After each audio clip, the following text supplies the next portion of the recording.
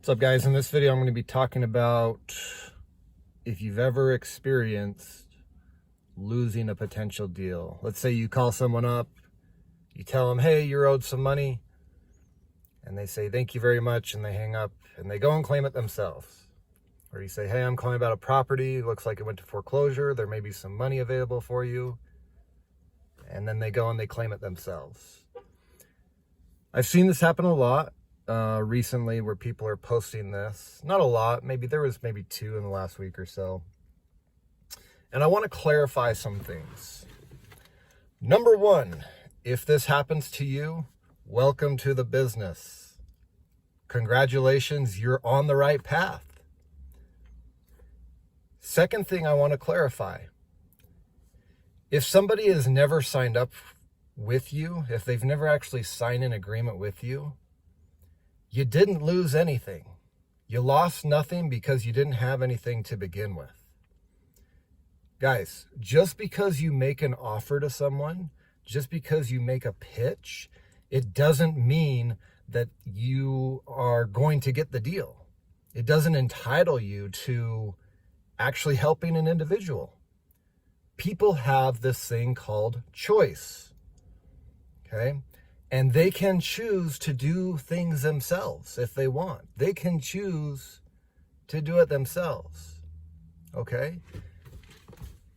The question then becomes, will they be successful? And if they are, wonderful. The other thing is, do you really want to deal with somebody that may be trying to undercut you during the entire process? So here's my point with this.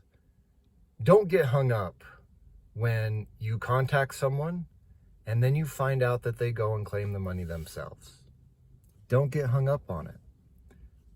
Because here's the thing, it will happen because people have a choice to try and do things themselves.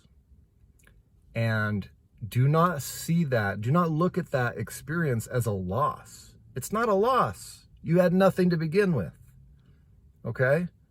And it's okay. It is okay when that happens. Like, bear with me for a moment.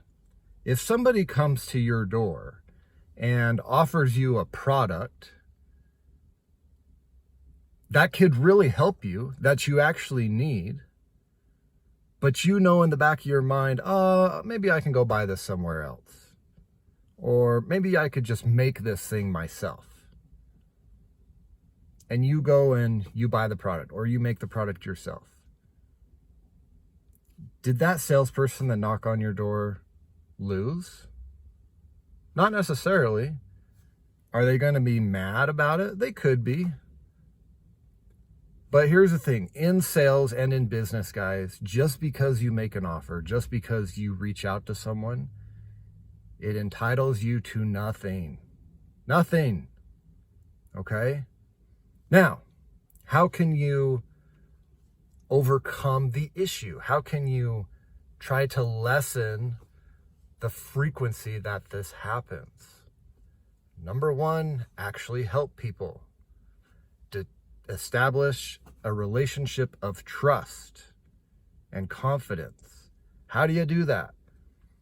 You educate people. You help them understand how you and your services are going to benefit them. Okay? Utilize the experience of someone who's been in the business for a long time and have done this, and emulate what they say. Emulate what they do. How they say it, how they do it. Okay? For those of you who are in my course, go review section 3. Review the script, review the calls in there that I have recorded with actual potential clients. Listen to my tone, listen to how I use the script, how I don't say the script word for word. I put it in my own words, and how I educate the client. Go watch those things, okay? If here's the thing, guys, this is what I have learned. And this is another thing, like another question y'all ask very good question. Do I need to have an LLC? Do I need to be accredited? Do I need to have all this stuff? Do I need to have a website to be able to move forward? And here's the thing, guys, those are all great tools. You should have them eventually in your business. But here's the thing that will actually get people to say yes to your services. This is a big deal. Listen closely to what I'm going to say. People care more about who you are versus what you have. What do I mean by that? In other words, people, if they feel that you have their best interest at heart and that you're not going to screw them over, they could care less about if you have a website or if you have testimonials or if you're BBB accredited. All of those things can be overlooked if you can get the client to understand and to know that you have their best interests at heart. And you better have their best interests at heart, because if you fake that, they will see right through it and they'll go around you every time just to spite you. I would. Absolutely, I would. If somebody called me and said, "Oh, you've got money available," and I'd be like, "Really? I've got money owed to me? What's it from?" "Oh, well, I can't say, you understand that I don't want you to go around me, blah, blah, blah." And I was like, "Oh, I understand. I understand completely. Thank you for your time. Have a great day." I would hang up, and out of spite, I would go and look for that money myself. And that's what a lot of y'all are triggering, is when you're not honest and upfront. This is just my opinion. When you're not 100% transparent, you're triggering resistance from the prospect and you're making your job harder. So don't do that. Educate them. Help them understand what your service is, how it is beneficial to them. And again, learn from folks that have done it, emulate them, make it your own, and understand that even if you're super good, it's still going to happen. It's still going to happen. It still happens to me. Does it make me mad? Yes, it does, guys. It totally makes me mad. But here's the thing. If that's the type of person they are, I don't want them as a client anyway. I want to help someone that actually wants me to help them. And sometimes those clients come around. I will leave you this one last thing. I just got an email this morning from one of my attorneys. This is a case in the state of New York. The gentleman we're helping, I actually did not know this, but after my attorney looked into the case, apparently this gentleman has tried to claim the surplus 3 different times on his own and has failed. It makes sense because New York's a tough state. New York's a tough state to make claims for. Some states aren't as hard as New York, and claimants can easily do things on their own. Other places aren't so difficult, aren't so easy. And that's happened to me at several instances where I have people reach out to me.